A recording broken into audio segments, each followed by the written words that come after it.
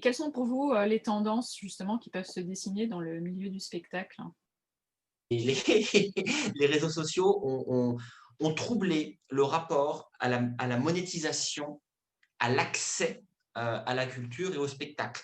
Ce qui est un débat sans fin, parce que je ne suis pas en train de dire non plus qu'il faut forcément, monétiser à tout prix l'accès à la culture, mais on a perdu énormément le rapport à la valeur d'un concert. Parce que si effectivement tout le monde peut se filmer avec sa webcam, son micro et aujourd'hui faire du produit, homemade, bah, c'est très bien en soi, mais on perd complètement le rapport au métier traditionnel tel qu'on le faisait.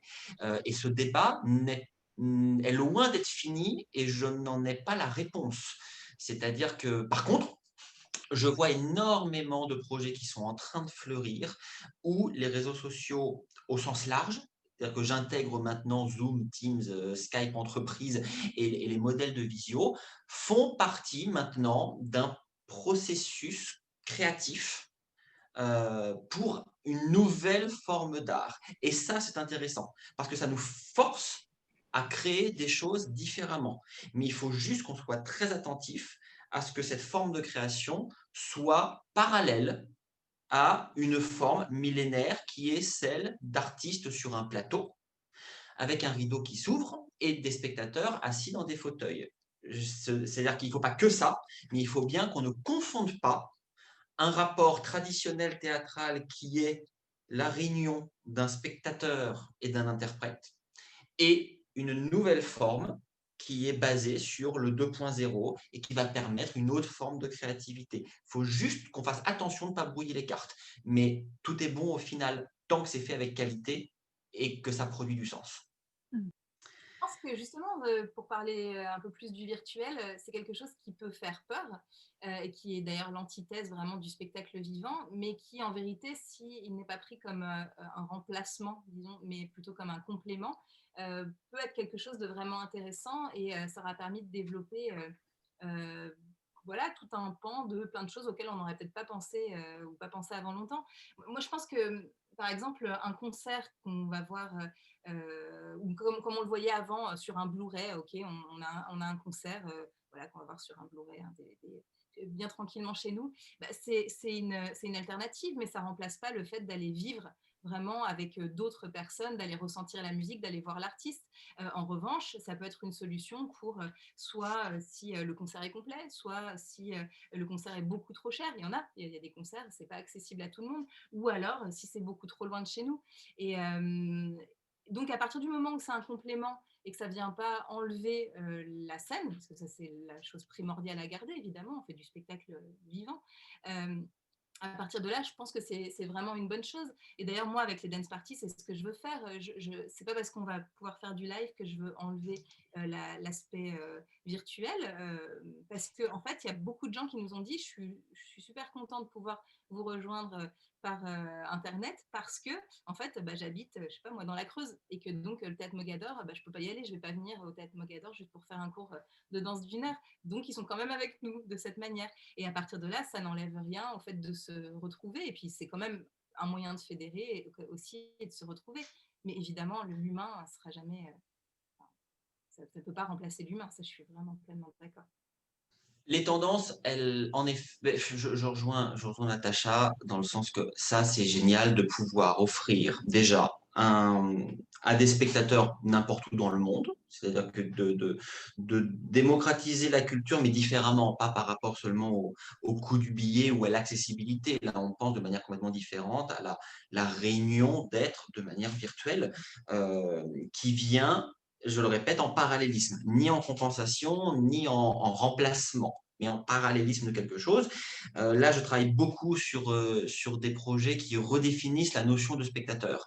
Là encore, comme je disais, moi, j'ai besoin que les projets aient du sens, aient une forme de méta-théâtre. Contact fait partie de ce genre de projet où on redéfinit la place du spectateur. Là, je travaille sur un autre projet où le public en fait, se retrouve à être interactif et où la mosaïque Zoom se retrouve être le décor avec des comédiens qui viennent interagir avec les spectateurs. Et il y a énormément de nouveaux projets. Donc, de toute façon, le spectacle, la culture, l'art en général, parle de notre monde. Aujourd'hui, notre monde devient de plus en plus virtuel. Donc, de toute façon, nos créations, si elles doivent parler d'aujourd'hui, doivent parler de cette virtualité, soit en l'utilisant, soit en la défendant, soit en la dénonçant, soit les trois à la fois. Et c'est ça qui est le plus éclatant, c'est les trois à la fois. Merci bien. Alors maintenant, on va parler un peu plus de vous, parce que tout le monde ne vous connaît pas, vos projets passés et à venir. Donc on va commencer par toi, Natacha. Est-ce que tu peux un peu te présenter et nous parler des initiatives comme l'écran pop notamment, voilà, d'où c'est venu, et voilà ton aventure dans la comédie musicale, si je puis dire. Oui, alors mon aventure dans la comédie musicale. Alors, moi, tout simplement, je pourrais dire que j'ai entrepris de vivre mes passions et d'en faire mon métier. Bon, comme plein de monde, comme certainement nous tous autour de ce rendez-vous. Mais c'était vraiment quelque chose d'important pour moi. En fait, en gros, si j'avais attendu qu'on m'offre le job de mes rêves et que je puisse qu'on m'offre ce que je faisais aujourd'hui, j'aurais pu attendre longtemps. Donc, je me suis dit que j'allais le faire. Voilà. Et moi, ce que j'aime, ce qui m'anime, c'est la pop culture au sens large. Je suis née là-dedans et la comédie musicale en particulier. Et les films, notamment. C'est à travers les films que j'ai découvert la comédie musicale. Vous savez, il y a des films comme ça dans la vie où c'est pas juste un film, en fait. Ça fait partie de votre vie, c'est votre histoire. Et moi, j'ai découvert la comédie musicale à travers Grease. Je crois que c'est le premier film de comédie musicale qui m'a absolument marquée. Et c'est un film où finalement, en fait, les personnages, c'était mes amis, où là où ils se promènent, c'était chez moi. Voilà, et j'étais avec eux. En fait, moi, j'ai fait mes études à Rydell High School. C'est là où j'ai étudié. Donc, en fait, ça faisait tellement partie de ma vie que j'ai développé ce fantasme de vivre dans le film. Et j'ai toujours gardé un petit peu ça en moi. Et puis, un jour, je me baladais à Londres et puis j'ai découvert le sing-along. Donc, le fait d'aller comme ça au cinéma, chanter avec ces films musicaux cultes. Et j'ai trouvé ça vraiment génial. Et étant donné que ça n'existait pas en France, je me suis dit, bah, je vais le faire. Je me sentais vraiment investie de la mission, c'est moi qui dois le rapporter en France.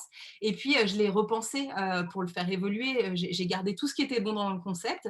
Puis, je me suis dit qu'on allait faire un pré-show qui allait mettre encore plus en immersion, qui allait permettre justement ce truc de vivre le film un peu plus et de vraiment de se réunir entre fans pour partager pendant quelques heures notre passion commune à tous et que ce soit voilà, vraiment un moment fort entre nous tous.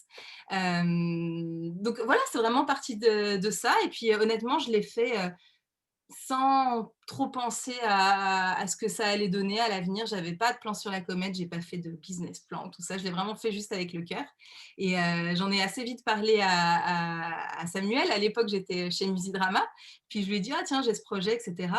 Et puis donc voilà, il a suivi vraiment le développement dès le début. Et je pense qu'il pourra le dire. En fait, j'avais pas de projection précise. Je ne savais pas si ça allait être super bien accueilli, moyennement accueilli.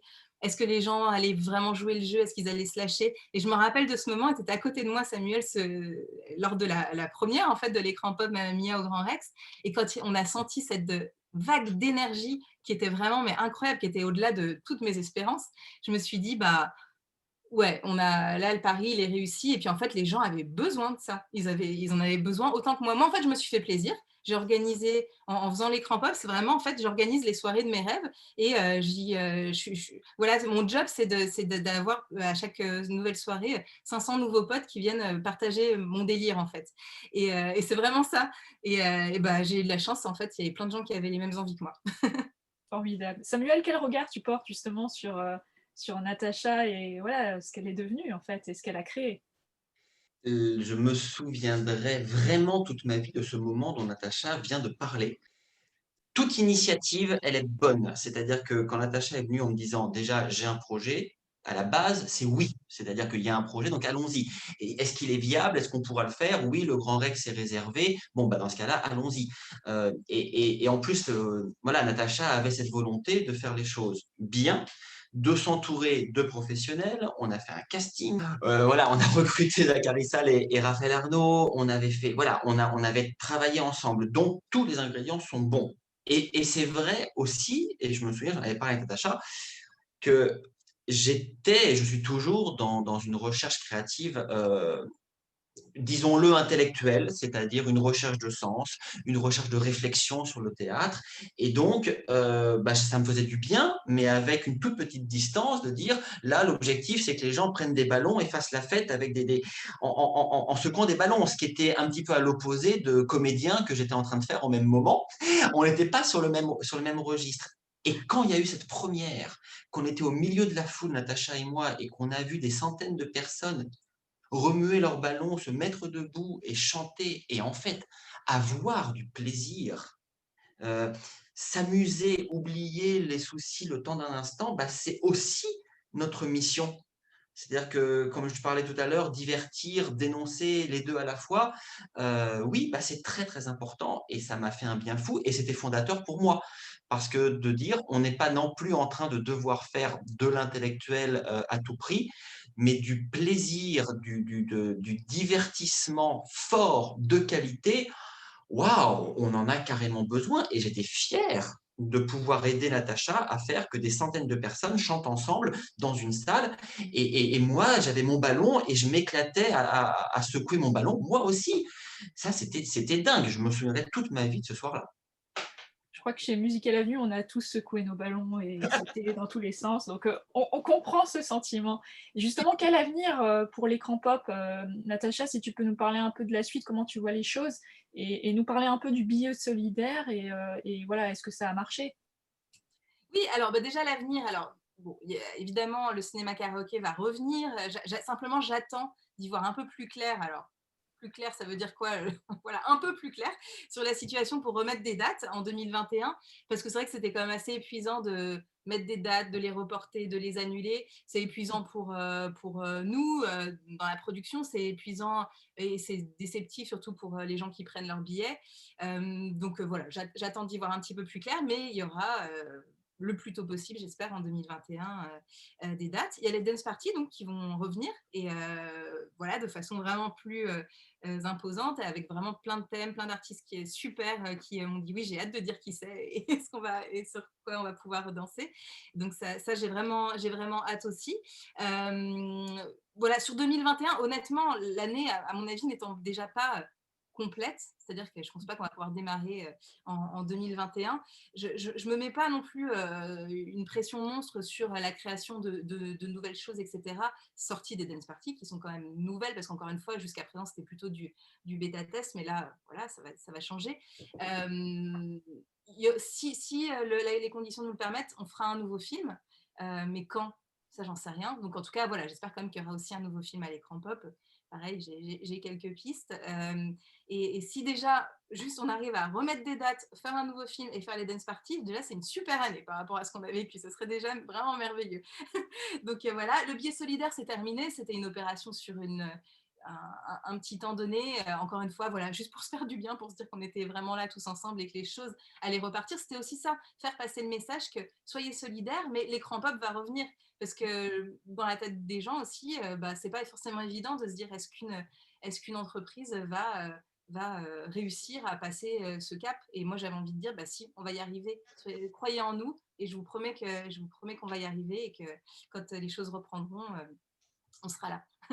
Voilà, donc 2021, pour moi, c'est ça. Après, cependant, j'ai envie de dire, je ne suis pas à l'abri dans 2 jours d'avoir une autre idée et puis de dire complètement l'inverse de ce que je viens de vous dire là. Vraiment, c'est possible. Mais pour l'instant, c'est ça les projets. Sachant que sur 2020, du coup, tu as aussi une petite nouveauté dans ton background, c'est que maintenant tu es présentatrice télé Oui, sur C8. Est-ce que tu peux nous en parler? oui, alors quand Afsat Toussi, qui est donc la présentatrice de l'émission, m'a proposé cette aventure, j'ai dit oui, j'étais super excitée parce que ça me sort de ma zone de confort. C'est pas mon métier à l'origine, évidemment. C'est toujours pas, d'ailleurs, je le considère pas vraiment comme mon métier. C'est pour moi, c'est une expérience et j'apprends. Et à chaque fois que j'y vais, j'apprends. Voilà. Donc c'est super à faire. Je suis entourée d'une bande de super nanas. Voilà, à chaque fois, j'ai hâte que la prochaine émission arrive. Pour l'instant, c'est une fois par mois. Bon, peut-être qu'un jour, ce sera un peu plus régulier, j'espère. Et puis, en tout cas, c'est une expérience qui me plaît. Et vraiment, c'est ce truc de me sortir de ma zone de confort. Et aussi, alors, j'ai l'espoir de plus représenter la comédie musicale sur une grande chaîne française. Bon, pour l'instant, sous mon nom, on m'a mis le titre de Miss Musical. C'est un début, mais j'ai pas vraiment eu l'occasion de parler de comédie musicale. Mais j'espère, je ne lâche pas l'affaire, j'espère que ça viendra. Donc l'émission, si je ne me trompe pas, donc c'est Touche pas à mon poste, elles refont la télé, c'est ça, hein? Ouais, c'est ça, Tu peux nous en parler un peu sur, le contenu, en fait? Alors, pour l'instant, il n'y a eu que 2 émissions, donc vraiment, c'est une émission qui est encore toute jeune et c'est vrai qu'entre les 2 émissions, le contenu, il n'était pas tout à fait le même. Donc voilà, on se cherche un petit peu. En tout cas, c'est une émission de femmes, donc l'idée, c'est pas de dire qu'on exclut les hommes, au contraire, on leur donne la parole aussi, on les invite. Mais c'est vrai que c'est intéressant d'avoir aussi un point de vue féminin sur des sujets d'actualité. Donc généralement des sujets d'actualité qui ont été traités dans les médias. Parce que ça reste TPMP. Voilà, et puis on a plein de rubriques, des rubriques qui s'appellent Quoi de meuf, donc en gros c'est qu'est-ce qui se passe sur la planète des femmes précisément, voilà, des rubriques pour parler des choses positives, pour parler de ce qui nous révolte. Voilà, c'est une émission qui dure à peu près 1 heure et demie et pendant laquelle on est là pour débattre, pour donner nos avis, puis pour essayer d'être représentative de ce que d'autres personnes peuvent penser comme nous. Voilà, tout simplement. On est toutes très différentes, donc je pense que c'est un petit peu ça l'idée aussi, c'est de représenter un petit peu certains états d'esprit en tout cas. Pas tous, hein, évidemment. Génial. Ce que j'adore, c'est que tu ne cesses de te réinventer et d'apprendre. Ça, c'est très, très positif. J'adore. Merci, Natacha. Bon, Samuel, on parle un peu de toi. Par contre, il Voilà. faudrait peut-être que tu te présentes un petit peu parce que je ne sais pas par quoi commencer. J'ai envie de parler de Contact, mais présente-toi aussi pour ceux qui ne te connaissent pas. Eh bien, moi, je suis une sorte de couteau suisse pluridisciplinaire, vu qu'à la base, si on passe, en fait, je suis le résultat d'une forme de maillage de plein de choses que j'ai eu la chance de faire jeune, c'est-à-dire qu'en parallèle d'études de maths, de mathématiques à haut niveau, où j'ai été prof de maths. En parallèle de ça, j'ai été très jeune pianiste de musique classique et très jeune chef d'orchestre.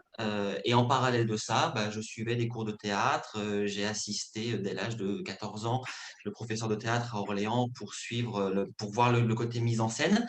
Et donc, je me suis retrouvé finalement à harmoniser dans ma vie mes bonheurs, mes joies, que sont en effet le côté scientifique et le côté management que je vais gérer d'une certaine manière, la musique et le théâtre. Donc, au tout début de ma carrière, c'était plutôt l'opéra, dans la production et la mise en scène et la direction d'orchestre. Et puis très vite, le monde du théâtre musical, qui était en plein développement au tout début des années 2000 en France, m'a appelé, je l'ai découvert, je ne le connaissais pas, j'étais vraiment un enfant de la musique classique. J'ai découvert le théâtre musical, j'ai aimé ça, et aujourd'hui, je vais partout où le théâtre a du sens. Je pense être d'abord un homme de théâtre, en fait. C'est-à-dire que ce qui me plaît, c'est de créer du sens entre cette réunion entre un spectateur et un interprète. Que ce soit dans le théâtre pur, le théâtre parlé, l'expérience théâtrale, artistique. Voilà, c'est ce qui me plaît. Donc, je vais être producteur, metteur en scène, auteur, co-auteur, concepteur. Et puis, quand la musique a sa place dedans, je suis heureux d'y mettre de la musique, soit en tant que metteur en scène, soit en tant que chef d'orchestre. Et c'est le projet qui, quelque part, me guide et me dit la place où je serai le mieux. Je ne peux pas me définir en fonction d'un métier, je me définis en fonction d'un genre, qui est le spectacle vivant. Et à l'intérieur de cet énorme scope qu'est le spectacle vivant, je vais assumer telle ou telle fonction suivant le projet. Et en Voilà. cette année 2020, donc il y a Contact, ce grand succès. Est-ce que tu peux nous en parler un petit peu? Alors oui, Contact qui a été écrit pendant le confinement, c'est-à-dire que c'est Gabrielle Jourdain, qui est productrice exécutive, directrice de production par ailleurs, qui m'a contacté. Je la connais depuis très longtemps, Gabrielle. Et vu qu'en plus, on parle de ça, c'est la fille d'Isabelle Huchette, qui est médium ou de l'homme de Schrödinger. Donc voilà, on est tous connectés. Et Gabrielle m'a appelé un jour pendant le confinement en me disant, mais il faut qu'on fasse quelque chose. En fait, il faut absolument qu'on trouve la solution de produire une œuvre théâtrale, d'offrir du théâtre au public alors qu'on sait très bien qu'on va déconfiner début juin, mais que les théâtres ne seront pas ouverts. Donc ça veut dire qu'il faut qu'on soit dans la rue. Quand on va déconfiner, il va falloir qu'on soit maximum 10 personnes. On ne pourra pas se rassembler à plus de 10. Donc, il faut que ce soit du théâtre conçu pour un comédien et 9 spectateurs ou 2 comédiens et 8 spectateurs. Ok, très bien.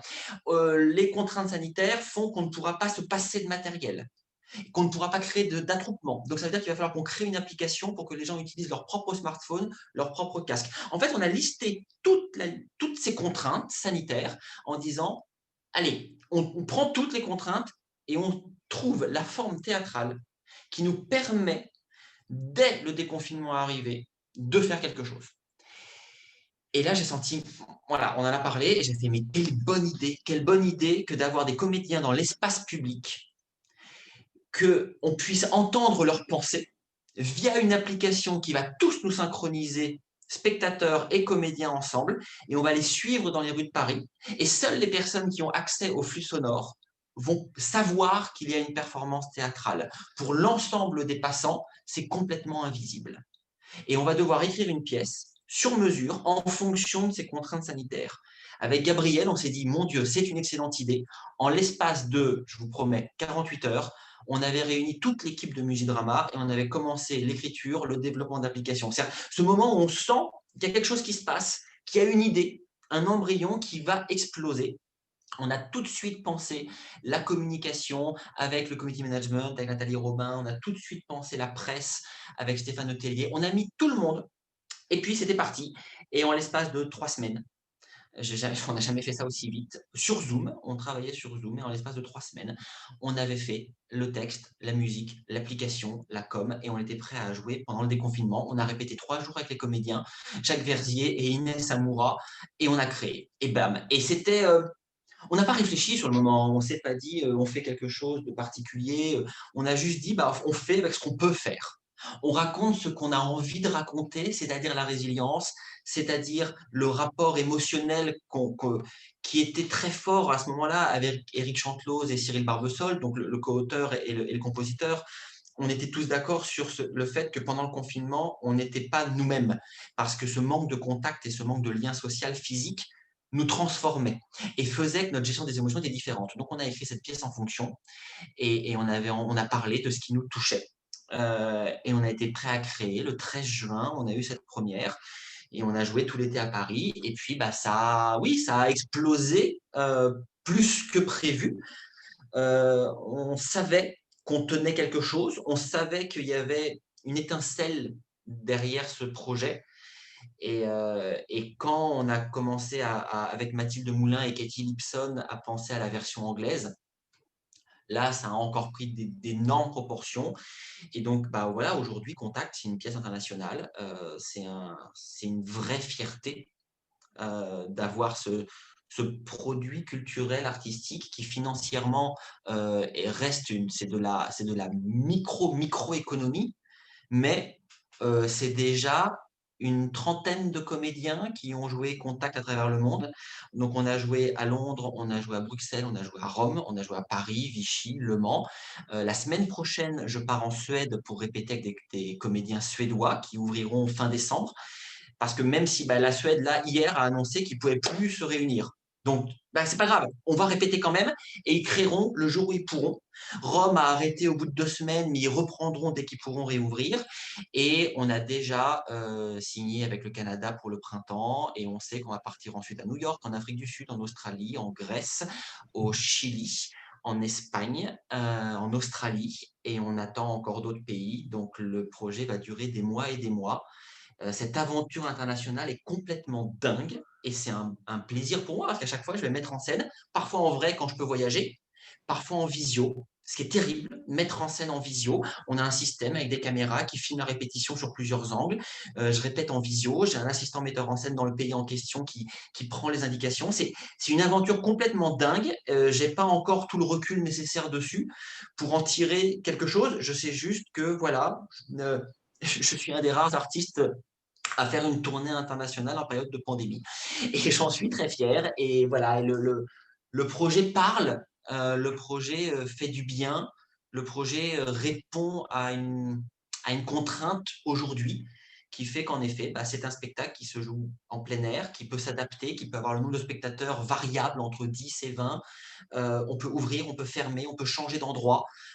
Et en fait, je crois que c'est cette flexibilité qui est obligatoire aujourd'hui si on veut apporter de l'art aux gens. Tant que les théâtres ne sont pas ouverts pour de bon, il faut être flexible. Contact répond à cette particularité-là. Donc, je suis fier de porter pour le coup une œuvre française dans le monde entier. Félicitations, hein, c'est tout à fait remarquable, mais pour tous les deux, hein, pour toutes les initiatives que vous avez lancées dans ce contexte.